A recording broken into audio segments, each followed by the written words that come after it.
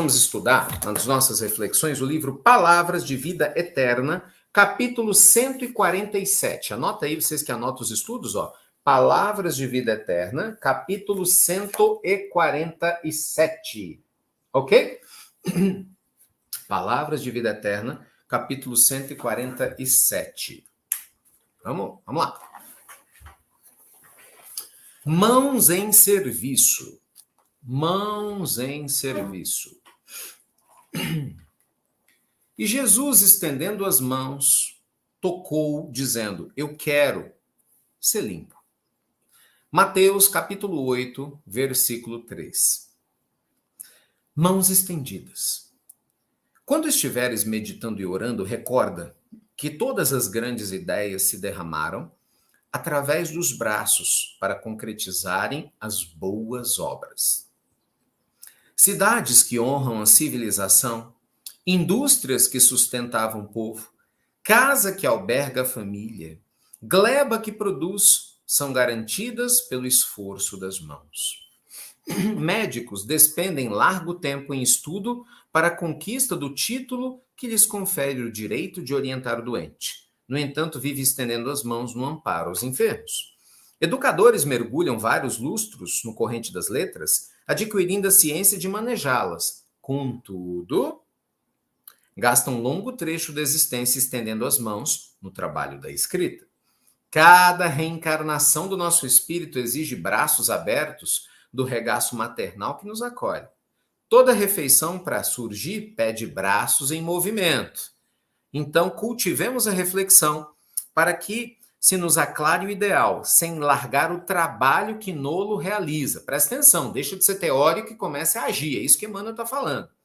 Jesus, embora pudesse representar-se por milhões de mensageiros, escolheu ele próprio agir e vir à Terra, colocando mãos no serviço, de preferência em direção aos menos felizes. Pensemos nele, o Senhor, e toda vez que nos sentirmos cansados, suspirando por repouso em débito, lembremos-nos de que as mãos do Cristo, após nos socorrer e nos levantar, longe de encontrarem apoio repousante, foram cravadas no lenho do sacrifício, do qual, conquanto escarnecidas e espancadas, ainda se despediram de nós entre a palavra do perdão e a serenidade da bênção. Vou repetir essa última parte, hein? Ó, lembremos-nos, pensemos nele, o Senhor. E toda vez que nos sentirmos cansados, quem está cansado aqui? Quem está, meu Deus, eu não estou dando conta? Então imagina, você que está cansado aí na vida, ó. Olha só o conselho de Ambana. E toda vez que nos sentirmos cansados, suspirando por repouso em débito, lembremos-nos de que as mãos do Cristo, após nos socorrer e nos levantar longe de encontrarem apoio repousante, foram cravadas de lenho e sacrifício. Gente, capítulo 147, mãos em serviço. O que Emmanuel está falando aqui? Eu achei esse capítulo maravilhoso, como tudo que Emmanuel trouxe. Porque o Emmanuel, gente, ele está lembrando a gente o seguinte: a fé sem obras é morta. O que ele está dizendo, né? Do jeitinho dele. Olha, o médico passa um tempão na faculdade estudando pra caramba e tal, mas ele tem que atender paciente. Né? O professor, o educador, passa algumas décadas estudando, ou vários períodos, lendo pra caramba, mas ele tem que ler, ele tem que dar aula para os alunos, tem que escrever. Entendeu? Não adianta você ser uma pessoa teórica que lê, que estuda, mas não vive isso no seu dia a dia. Para quem não viu o livro, ele se chama Palavras de Vida Eterna, uma obra psicografada por Francisco Cândido Xavier, nosso Chico, pelo espírito de Emmanuel, nosso Emmanuel, tá bom? Palavras de Vida Eterna, capítulo 147. Então, gente, Emmanuel está dizendo o seguinte: é crucial que haja, gente, um engajamento ao trabalho. Veja você, o próprio Jesus botou a mão na massa. Você concorda? Era muito mais simples Jesus falar: vai você, espírito puro no meu lugar, né? Se não puro evoluído, vai você, anjo A, B. Não, ele veio. Sabe o que ele está dizendo? Você tem que estar à frente do trabalho que você deseja edificar na Terra. Então, às vezes, a gente se torna meio que hipócrita, entendeu? Exemplo, você quer o seguinte, você fala assim: nossa, o mundo está tão estranho. Eu acho ótimo as pessoas falando isso. O mundo está tão estranho, o mundo é tão esquisito. Você tem razão, tem muita coisa estranha. Legal. Aí, assim, vão dar vontade de perguntar, e você está fazendo o que para melhorar esse mundo? É, porque a maioria não faz nada, né? Então, vamos combinar, bora falar direto. Hashtag papo reto, né? Sem papas na língua, refletindo sobre a vida. Gente, a maioria das pessoas que reclamam da vida não faz nada para melhorar a vida. Nem dela, nem dos outros. Ela só se queixa. Ou eu estou equivocado? Fica à vontade para poder falar o oposto. A maioria não é assim. Como que eu sei? É só olhar o planeta. Se a maioria fizesse mais, falasse menos com equanimidade, com amorosidade, o planeta não seria ainda do jeito que está. Então é óbvio que não é a maioria ainda fazendo. Então, assim, você tem que tomar cuidado, e eu também, exatamente, gente, para que a gente não se torne parte integrante desse grupo de pessoas preguiçosas, que reclamam. Ai, o Brasil está muito ruim. Tá, mas você está fazendo o que para melhorar o Brasil? Às vezes você não está nem arrumando a tua casa direito, entendeu? Às vezes você está lá xingando a tua vizinha. Às vezes você está lá reclamando do parente que não sei o que dizer. Você não consegue organizar a sua família, você quer organizar o país. Não, comece em você. Ah, não, eu não estou dando conta, porque lá no clube que eu frequento, todo mundo é fofoqueiro. De repente, inclusive você. Ah, eu não gosto lá da academia, porque na academia está todo mundo olhando todo mundo. E às vezes você também tá. Ah, eu não gosto da igreja, porque eu vou nas igrejas, as pessoas conversam para cá, para lá e tal. Caramba, e você também? Gente, a pessoa que está comprometida em fazer o bem, a pessoa que se compromete com o amor, ela vive o que ela acredita e ela fala. Então ela está lá tentando ajudar de qualquer jeito. Lembra daquela história que a gente conta para criança? Teve um incêndio na floresta. A história é ótima. Teve um incêndio na floresta, né? Aí aquela loucura toda. Aí os bichos preocupados, né? Porque o incêndio era muito grande. Nisso, os animais grandes estão indo embora, e aí eles veem que um simples beija-flor passa com uma gotinha de nada de água no biquinho dele e vai levando água lá no incêndio. Aí ele passa pelo leão, que era o rei das selvas, e fala assim: que é isso, beija-flor? Você é doido? O que você vai fazer lá? Você acha que o seu esforço vai valer de alguma coisa, essa mísera gotinha? Aí ele vai e fala: você tem razão, a minha gotinha não vai apagar todo o incêndio, mas eu estou fazendo a minha parte. Tipo assim, você está fugindo, eu estou fazendo a minha parte. Então é mais ou menos isso, né, gente? Em muitos momentos na vida, nós estamos nos comportando como o leão, que reclama, foge, faz piada de quem está tentando fazer alguma coisa. Mesmo que essa atitude seja isolada. Então, o que o espírito de Emmanuel está dizendo é mãos à obra. Sabe? Mãos à obra. Às vezes, por exemplo, você está aí preocupado com a questão do casamento, né? Meu marido não faz não sei o que, minha esposa não me valoriza, tem muito disso, né? No meu namoro, meu namorado, não sei o que, minha namorada. Calma. Não vou entrar no mérito, porque só você, claro, que sabe, né, como é que está a tua relação. Não vou entrar nesse mérito. Mas o mérito que eu quero entrar, que é o que Emmanuel está dizendo, é o seguinte: e você está fazendo a sua parte? Porque de repente o outro não vai fazer a parte dele. E é complicado a gente saber disso, né? Às vezes o outro realmente está pisando na bola, mas você está fazendo a sua. Porque o problema, gente, é quando o outro está pisando na bola, mas eu também tô. Você está entendendo? E aí que autoridade moral que eu tenho para isso?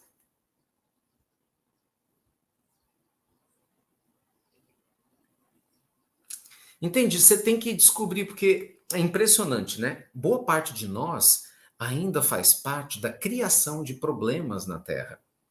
Poucas pessoas fazem parte da solução dos problemas da Terra. Ricardo, como é que eu sei? É muito simples. Observa.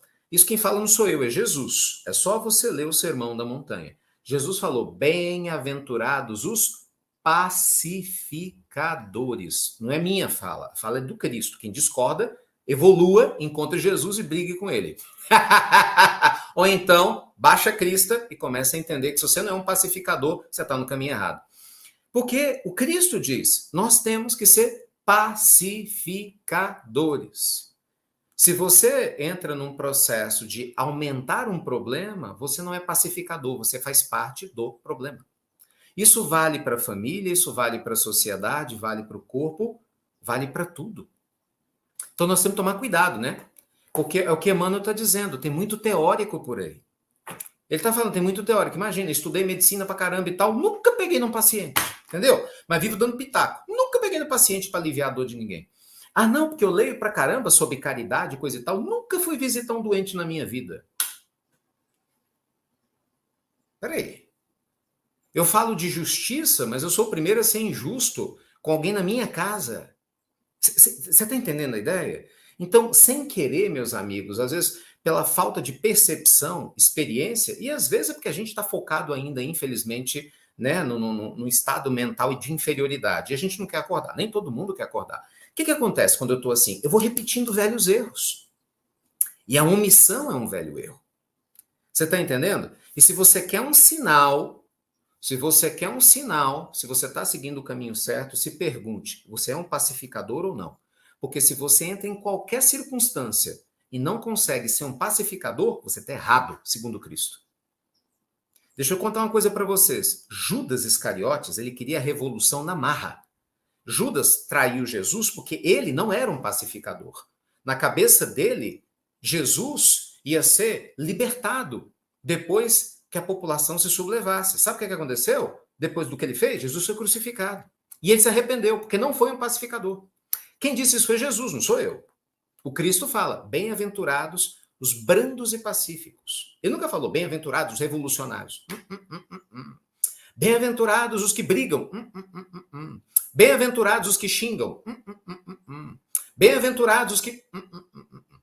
Não importa a sua religião. Não importa seu partido político. Não importa a sua orientação sexual. Não importa a região do mundo em que você nasceu. Não importa o seu time, sei lá, de futebol predileto ou qualquer outro time. Se você não é um pacificador, qualquer ideia que você defenda, você vai botar no buraco. Qualquer coisa que você defenda, você vai diminuir esse conceito. Eu falava isso agora com um amigo. Por quê? Porque você tem pessoas que elas são tão radicais na forma de falar que elas afastam completamente aqueles que elas gostariam de convencer. Observa, eu tenho certeza absoluta. Se uma pessoa de outra religião, diferente da sua, pensa comigo, uma pessoa pessoa tem uma religião que é diferente da sua, correto? Aí essa pessoa chega para você e fala, olha, qual a sua religião? E você fala, AB, seja qual for. Aí vamos supor que a minha, eu sou essa pessoa diferente, tá? Minha religião é X. Ó, você tá errado. Eu conheço a verdade. Você tá perdida. Você tá perdido. Aí eu vou te mostrar o que eu acho que é verdade. Aí você tem o direito de concordar, não concordar, até aí tudo bem. De repente eu falo, mas você é um bobo. Você, diabo, te influencia. Você tá perdido na vida. Porque você não acredita no que eu acredito. Porque você... Pronto. Qual que é a chance disso funcionar? Nenhuma. Nenhuma. Aí as pessoas falam assim, Ricardo, mas se eu não falar nada, eu não vou ser omisso? Você não entendeu. Criatura, abra a cabeça, meu filho. Você está em século XXI, essa cabeça já tinha que estar aberta. Ninguém está falando de omissão. Ser um pacificador é você se posicionar com sabedoria. Sabedoria. E quem briga nunca tem sabedoria. Ora, por que Jesus não brigou então? Bora! Vocês que gostam de briga, não importa de onde venham, explica isso. Por que Jesus não brigou? Não, Jesus ele foi firme, mas ele não foi violento. Olha a diferença, sabedoria. Ele se posicionou com sabedoria. É esse o processo. Por exemplo, na sua casa, de repente alguém faz uma coisa errada, há uma diferença entre você ser grosso e grossa com teu filho, com teu marido, tua esposa ser estúpido, estúpida, e você colocar seu ponto de vista. Não concordo com isso, não concordo com aquilo. E você é firme, mas você é uma pessoa sábia. Você mostra o A ou B, entendeu? Você pacifica. Você não é omisso. Omisso é aquela pessoa que cruza os braços, lava as mãos. Pôncio Pilatos, pronto. Pôncio Pilatos foi omisso. Lavou as mãos, falou, se vira. Mas aí você vai falar o quê? Que Caifás foi uma pessoa firme? Não foi. Nós vamos falar que Judas, que foi firme no seu ponto de vista, foi o homem sábio? Cuidado, meus amigos. Cuidado. Então, isso vale para todos nós. E vamos deixar bem claro, né? Que eu não mando recado, não. Falo direto. Não estou falando especificamente de política, também sobre política. Porque eu vejo que os dois lados erraram muito quando agiram com intolerância. Cada pessoa tem o direito de fazer suas escolhas. E se você não entende isso, me perdoe, mas você não compreendeu o evangelho ainda. Porque até o Cristo deu o direito das outras pessoas não concordarem com ele. Então você é melhor do que o Cristo? Peraí, baixa a tua bola. Entendeu? Independente de quem você votou, deixou de votar. É a mesma lógica da questão da religião. É a mesma, idêntico, a mesma coisa. Cada um tem um direito de ter um ponto de vista, não é? E você tem o direito de compartilhar o seu, o outro, mas brigar por causa disso? Isso é sabedoria? É isso que é sabedoria? Você acha, qual que é a chance que você acha que tentar impor alguma coisa na violência vai funcionar? Você acha que você vai convencer quem? Bora! Me apresenta um único exemplo na história humana. Eu só estou te pedindo um. Olha que eu conheço de história, hein? Eu estudo muito. Me apresenta um único exemplo da história humana em que algo foi imposto com violência e que convenceu na alma, o coração de quem quer que fosse.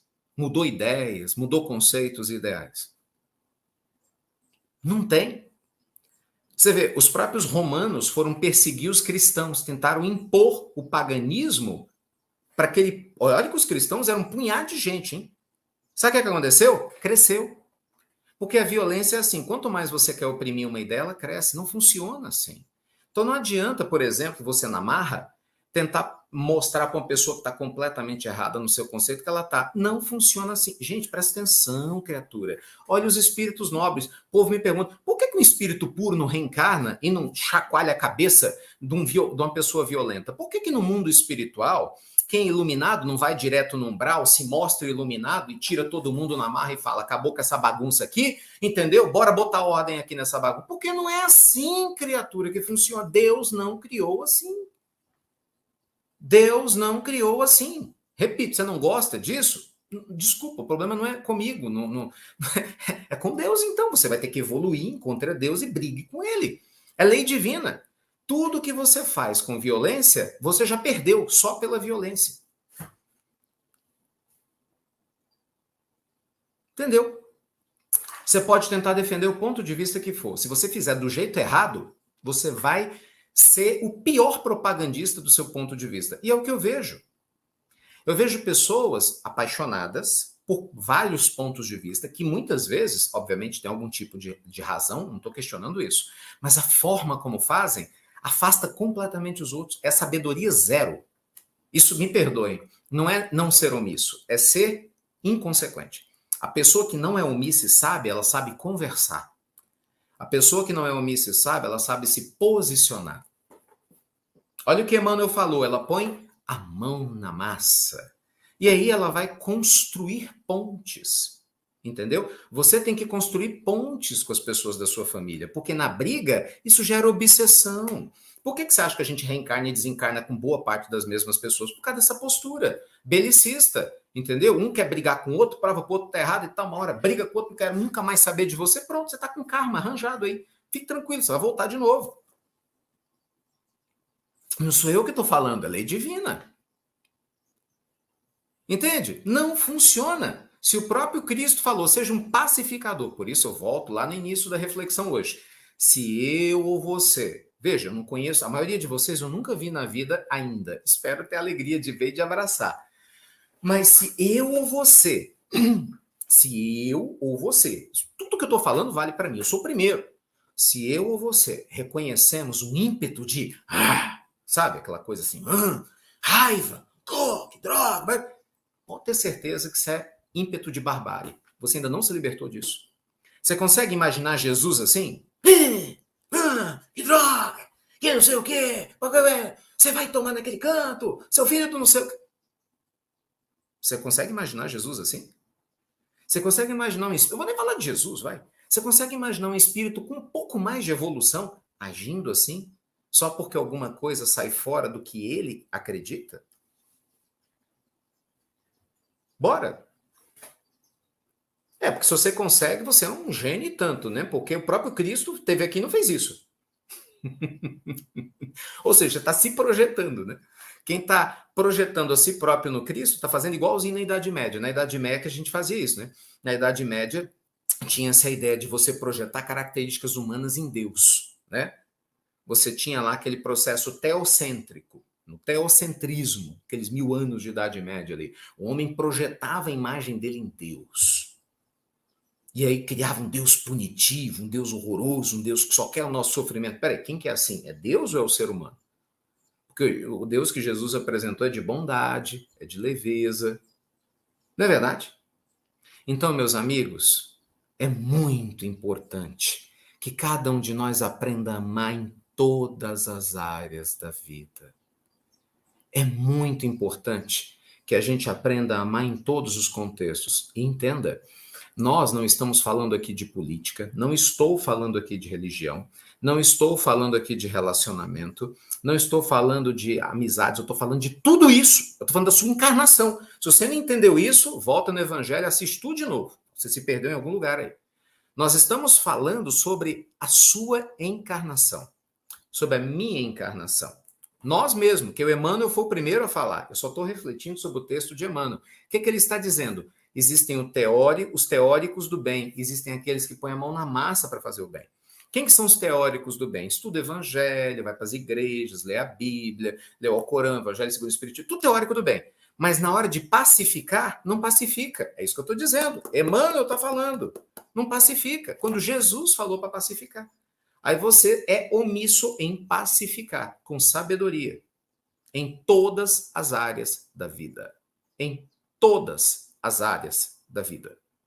Então, como Cristo tem o hábito de dizer, aquele que tiver olhos para ver, que veja. Quem tiver ouvidos para ouvir, que ouça. Eita, meus amigos!